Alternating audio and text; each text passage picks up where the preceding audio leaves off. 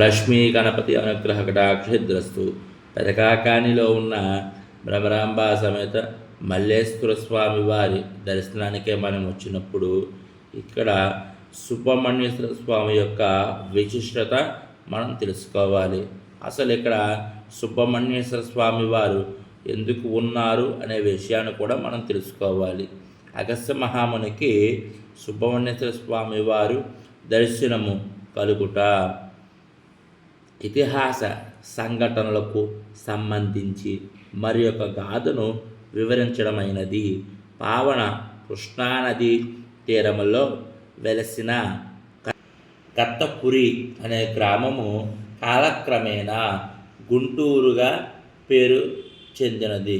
సీమలో ఎన్నో ఆధ్యాత్మిక ఆరామాలు సమాజంలో భక్తి భావ బీజాలను నానాటికి దోహదం చేస్తున్నాయి. కృష్ణానది పరవళ్ళు ఆగితే ఆగవచ్చేమో కానీ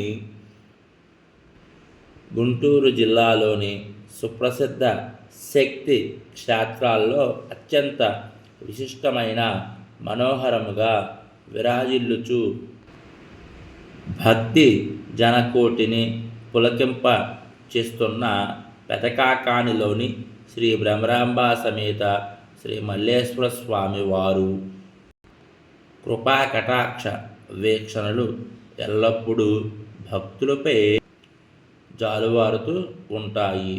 ఈ దేవస్థానము పురాణ స్థల ప్రాశస్త్యంలో ఎంతో విశిష్టతను సంతరించుకున్నది.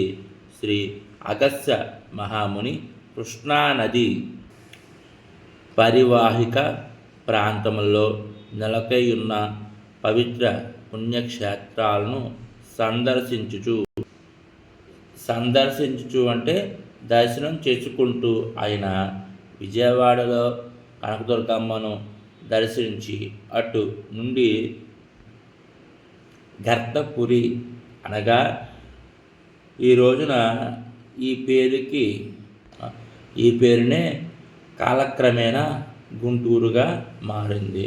తన శిష్య బృందం సమేతముగా కాలినడకన పయనించుచు మార్గ మధ్యములో గల ఈ క్షేత్రాన్ని వీక్షించి ఇచ్చట పరమేశ్వరుడు భ్రమరాంబ సమేతముగా స్వయంభువుగా వెలిసిన ఉండుట గ్రహించి శ్రీ స్వామివారిని ప్రసన్నం చేసుకొనుటకు ధ్యానం చేసిన తదుపరి శ్రీ సుబ్రహ్మణ్యేశ్వర స్వామి దర్శనం కాగా ఈ ప్రదేశంలో శ్రీ స్వామివారిలతో పాటు శ్రీ సుబ్రహ్మణ్యేశ్వర స్వామి వారి మహత్యాన్ని కూడా